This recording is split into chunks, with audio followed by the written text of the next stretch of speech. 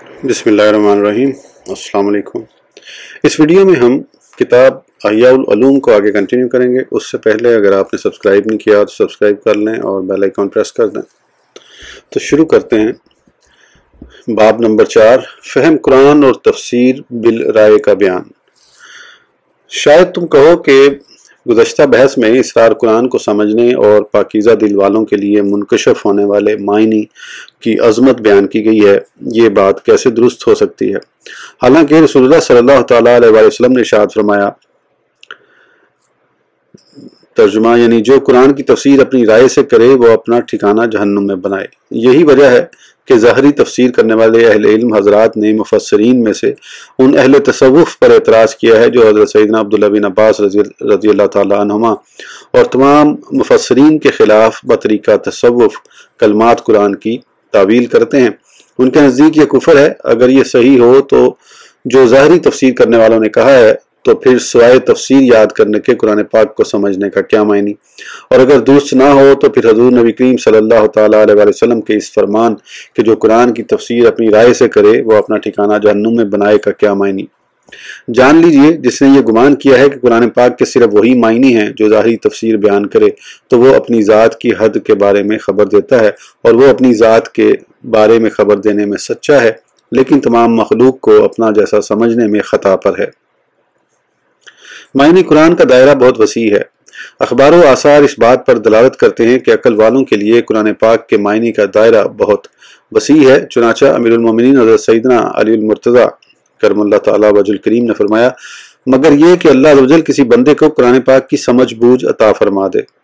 اگر منقول شدہ ترجمے کے سوا قرآن پاک کے اور کوئی معنی نہیں ہیں تو پھر اس سمجھ سے کیا مراد ہے؟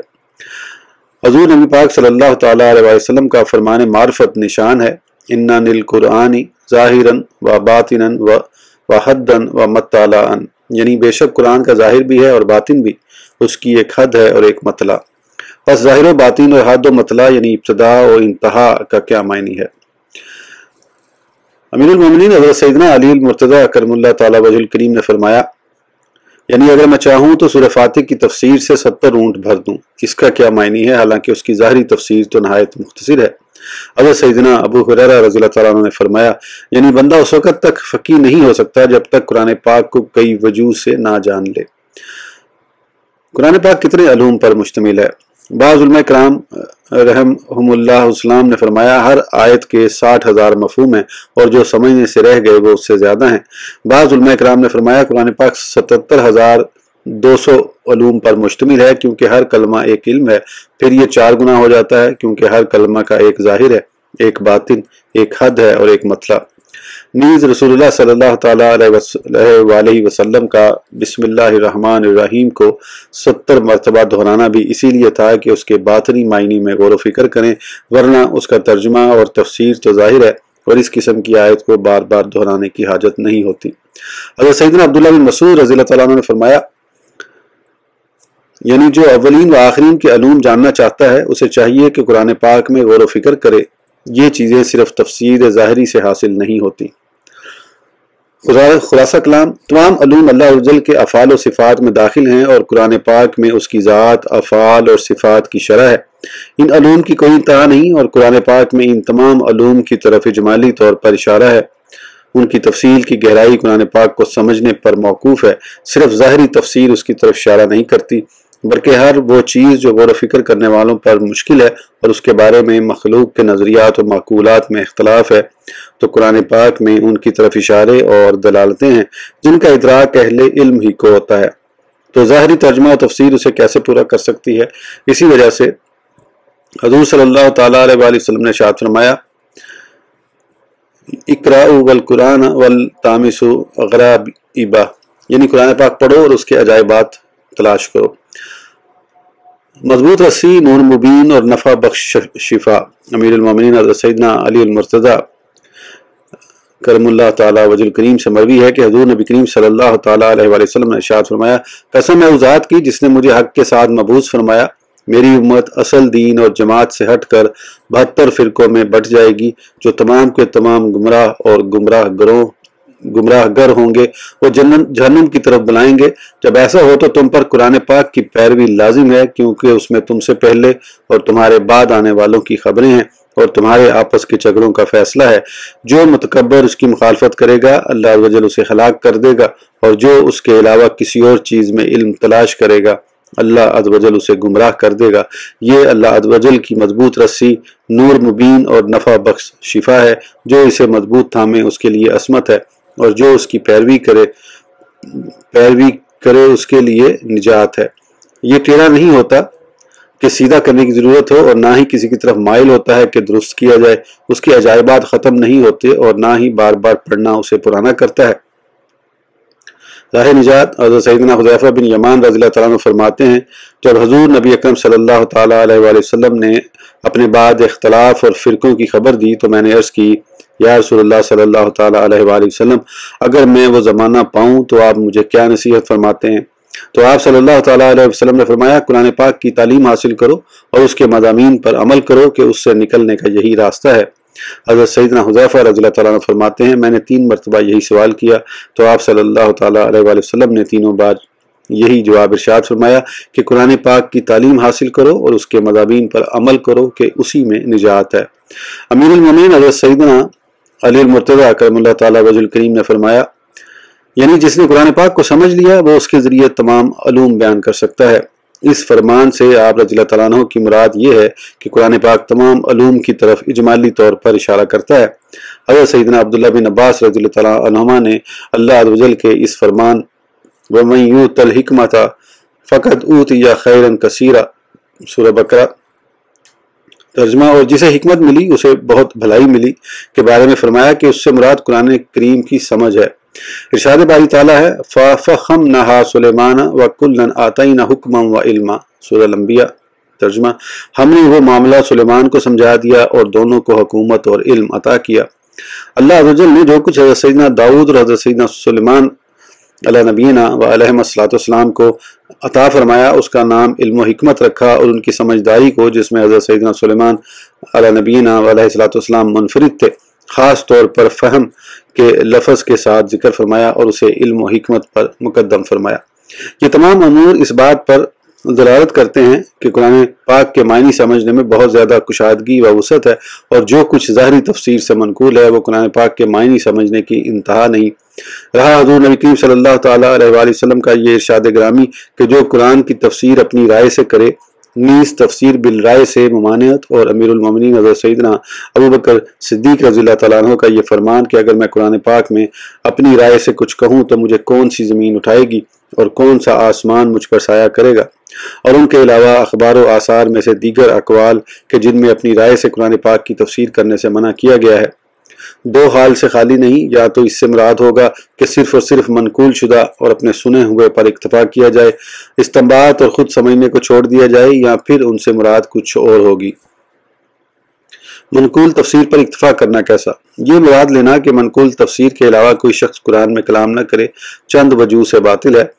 सुनने में ये शर्त है कि मुस्तफ़ा जान रहमत सल्लल्लाहु तआला अलैहि वसल्लम से सुना गया हो और आप ही की तरफ मंसूब हो, और ये बात कुरान पाक के बाज़ हिस्से में ही हो सकती है। लिहाजा जो कुछ हज़रत सैयदना अब्दुल्लाह बिन अब्बास रज़ियल्लाहु तआला अन्हुमा और हज़रत सैयदना अब्दुल्लाह बिन मसूद रज़ियल्लाहु तआला अन्हु ने अपनी तरफ से कहा है उसे भी कबूल नहीं करना चाहिए, और उसे भी तफसीर बिल राय कहना चाहिए, क्योंकि उन्होंने उसे रसूलुल्लाह सल्लल्लाहु तआला अलैहि वसल्लम से नहीं सुना। इसी तरह दीगर सहाबा किराम रिज़वानुल्लाह तआला अलैहिम अजमईन का मामला है। सहाबा किराम और मुफस्सिरीन ने बाज़ आयात की तफसीर में इख्तलाफ किया है। उनकी तफसीर में मुख्तलिफ अक़वाल हैं जिनमें तत्बीक नहीं दी जा सकती, और उन तमाम का रसूलुल्लाह सल्लल्लाहु तआला अलैहि वसल्लम से सुनना भी मुहाल है। अगर एक कौल सुना गया हो तो बाकी रद्द हो जाएंगे। उससे यकीनी तौर पर जाहिर हो गया कि हर मुफस्सिर ने वो मायनी बयान किया है जो बहस व इस्तिंबात के ज़रिए उस पर जाहिर हुआ। हत्ता कि उन्होंने 7 सूरतों के इब्तदाई हरूफ के बारे में मुख्तलिफ किस्म के अहवाल कहे जिनके दरमियान तत्बीक देना मुमकिन नहीं। मसलन कहा गया है कि अलिफ लाम रा लफ्ज़ रहमान के बाद हरूफ हैं। ये भी कहा गया है कि अलिफ से अल्लाह, लाम से लतीफ़ और रा से मुराद रहीम है। इसके अलावा दीगर अक़वाल भी हैं और इन तमाम में तत्बीक देना नामुमकिन है। लिहाजा कैसे हो सकता है कि ये तमाम अक़वाल हुज़ूर नबी अकरम सल्लल्लाहु तआला अलैहि वसल्लम से सुने हुए हों। मरवी है कि हुज़ूर नबी पाक सल्लल्लाहु तआला अलैहि वसल्लम ने حضرت سیدنا عبداللہ بن عباس رضی اللہ تعالیٰ عنہما کے لیے دعا کرتے ہوئے ارشاد فرمایا اللہم فقہہ فی الدین و علمہ التاویل، یعنی اے اللہ عز و جل اسے دین کی سمجھ بوجھ اور تفسیر کا علم عطا فرما۔ اگر الفاظ کی طرح قرآن پاک کی تفسیر بھی سنی ہوئی اور محفوظ ہو تو پھر حضرت سیدنا عبداللہ بن عباس رضی اللہ تعالیٰ عنہما کو اس کے ساتھ خاص کرنے کا کیا معنی ہے؟ ارشاد باری تعالیٰ ہے لا عالمہ الذین یستنبطونہ منہم، سورہ نساء ترجمہ، تو ضرور ان سے اس کی حقیقت جان لیتے یہ جو بعد میں کاوش کرتے ہیں۔ اس آیت مقدسہ میں اللہ عز و جل نے علم والوں کے لیے استنباط کو ثابت کیا ہے، اور یہ بات معلوم ہے کہ استنباط سنی ہوئی باتوں کے علاوہ میں ہوتا ہے، اور وہ تمام آثار جو ہم نے قرآن پاک سمجھنے کے سلسلے میں ذکر کیے ہیں وہ اس خیال کے خلاف ہیں، لہذا تفسیر میں سنے ہوئے ہونے کی شرط لگانا باطل ہو گیا، اور ہر صاحب علم کہ جسے اللہ عز و جل نے علوم قرآن پر قدرت عطا فرمائی اس کے لیے جائز ہو گیا کہ وہ قرآن کریم سے اپنی سمجھ اور عقل کی حد کے مطابق معنی اخذ کرے۔ تفسیر بالرائے سے ممانعت کی وجوہ، بہرحال جہاں تک تفسیر بالرائے سے ممانعت کا تعلق ہے تو وہ دو صورتوں میں سے کسی ایک میں ہوگی۔ آدمی کی کسی شے کے بارے میں کوئی رائے ہو اور اس کی طبیعت و خواہش کا ملان بھی اسی طرف ہو، پھر وہ اپنی رائے و خواہش کے مطابق قرآن پاک کی تفسیر کرے تاکہ اسے اپنی غرض کے صحیح ہونے پر دلیل پکڑ سکے۔ اگر اس بارے میں اس کی یہ رائے و خواہش نہ ہوتی تو اس کے لیے قرآن پاک سے یہ معنی ظاہر نہ ہوتا۔ کبھی تو علم ہونے کے باوجود وہ ایسا کرتا ہے جیسے کوئی شخص قرآن پاک کی بعض آیات سے اپنی بدعت کے صحیح ہونے پر دلیل پکڑتا ہے، حالانکہ وہ جانتا ہے کہ اس آیت سے یہ مراد نہیں، لیکن وہ اس کے ذریعے اپنے مد مقابل کو دھوکہ دینا چاہتا ہے۔ کبھی جہالت کی وجہ سے ایسا معنی بیان کرتا ہے، لیکن اگر آیت اس معنی کا احتمال رکھتی ہو اور اس کی فہم اس طرف مائل ہو جائے جو اس کی غرض کے موافق ہے، اور وہ اپنی رائے و خواہش کی وجہ سے اسے ترجیح دے دے تو اس وقت وہ رائے سے تفسیر کرنے والا ہوگا، یعنی اس کی رائے نے اسے اس طرح تفسیر پر ابھارا کہ اگر اس کی رائے نہ ہوتی تو اس کے نزدیک یہ معنی ترجیح نہ پاتا۔ کبھی اپنی کسی صحیح غرض کی وجہ سے قرآن پاک سے کوئی دلیل تلاش کرتا ہے اور اس پر ایسی آیت وغیرہ سے استدلال کرتا ہے جس کے بارے میں وہ جانتا ہے کہ اس سے یہ مراد نہیں۔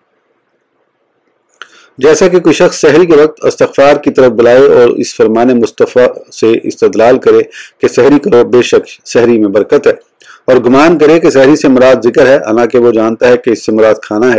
اسی طرح کوئی شخص کسی سخت دل کو مجاہدے کی طرف بلائے اور اس فرمان باری تعالیٰ سے دلیل پکڑے اذهب الى فرعون انه طغى، سورۃ طٰہٰ ترجمہ، فرعون کے پاس جا اس نے سر اٹھایا، اور اس سے دل کی طرف اشارہ کرتے ہوئے کہے کہ فرعون سے مراد یہی ہے۔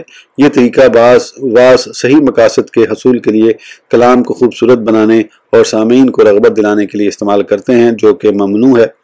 اس طریقے کو فرقہ باطنیہ والوں نے اپنے فاسد مقاصد کے حصول کے لیے لوگوں کو دھوکے میں مبتلا کر کے انہیں اپنے باطل مذہب کی طرف بلانے کے لیے اختیار کیا۔ وہ اپنی رائے و مذہب کے مطابق قرآن پاک کی تفسیر کرتے، حالانکہ قطعی طور پر جانتے تھے کہ اس سے یہ مراد نہیں۔ یہ تفسیر بالرائے سے ممانعت کی ایک صورت ہے، اور یہاں پر رائے سے مراد وہ فاسد رائے ہوگی جو خواہش کے مطابق ہو، نہ کہ وہ اجتہاد صحیح کے مطابق ہو۔ رائے صحیح اور فاسد دونوں طرح کی ہوتی ہے۔ عام طور پر جو خواہش کے مطابق ہو اس کے ساتھ رائے کا نام خاص کر دیا گیا ہے۔ ظاہری عربی الفاظ کی طرف نظر کرتے ہوئے قرآن پاک کی تفسیر کرنے میں جلدی کرے۔ قرآن پاک کے عجائبات اور اس میں جو مبہم و مبدل الفاظ، اختصار، حذف، اضمار، تقدیم و تاخیر ہیں، ان میں مسموع و منقول روایات سے مدد نہ لے۔ جسے قرآن پاک کی ظاہری تفسیر میں پختگی حاصل نہ ہو وہ صرف عربی سمجھ لینے کے ساتھ قرآن پاک کے معنی کے استنباط کرنے میں جلدی کرے تو بہت غلطیاں کرے گا اور تفسیر بالرائے کرنے والوں میں شامل ہوگا۔ لہٰذا اولاً ظاہری تفسیر میں مسموع و منقول روایات کا ہونا ضروری ہے تاکہ اس کے ذریعے غلطی کی جگہوں سے بچا جا سکے۔ اس کے بعد فہم و استنباط میں وسعت پیدا ہوتی ہے۔ قرآن پاک کے وہ عجائبات جو بغیر سماع کے سمجھ میں نہیں آ سکتے بہت ہیں۔ ہم ان میں سے بعض کی طرف اشارہ کر دیتے ہیں تاکہ ان کے ذریعے ان کی مثل دیگر عجائبات پر استدلال کیا جا سکے اور معلوم ہو جائے کہ اولاً ظاہری تفسیر کو یاد کرنے میں سستی و لاپرواہی کرنا جائز نہیں، اور ظاہری علم کو مضبوط کیے بغیر باطن تک پہنچنے کا کوئی ذریعہ نہیں۔ لہٰذا جو شخص قرآن پاک کے اسرار کو سمجھنے کا دعویٰ کرے حالانکہ اسے ظاہری تفسیر میں پختگی حاصل نہ ہو تو اس کی مثال ایسی ہے جیسے کوئی شخص گھر کے دروازے سے گزرنے سے پہلے اس کے اندر پہنچ جانے کا دعویٰ کرے، یا کوئی شخص ترکیوں کے کلام سے ان کے مقاصد سمجھنے کا دعویٰ کرے، حالانکہ اسے ترکی زبان نہ آتی ہو۔ ظاہری تفسیر لغت سیکھنے کے قائم مقام ہے جو کسی بھی بات کو سمجھنے کے لیے ضروری ہوتی ہے۔ یہاں حضرت سیدنا امام غزالی علیہ رحمہ اللہ نے چند امور اور ان کی مثالیں بیان کی ہیں جن میں ظاہری تفسیر کے لیے مسموع یعنی سنا ہوا ہونا ضروری ہے، انہیں حذف کر دیا گیا ہے۔ علمی ذوق رکھنے والے اصل کتاب کی طرف رجوع فرمائیں۔ راسخ فی العلم حضرات کا حصہ۔ قرآن پاک کے معنی کے اسرار صرف راسخ فی العلم حضرات کے لیے اتنی ہی مقدار میں منکشف ہوتے ہیں جتنا ان کے علوم کی کثرت، دلوں کی صفائی، غور و فکر کی طرف بلانے والے امور کی کثرت اور ان کی طلب میں اخلاص ہوتا ہے۔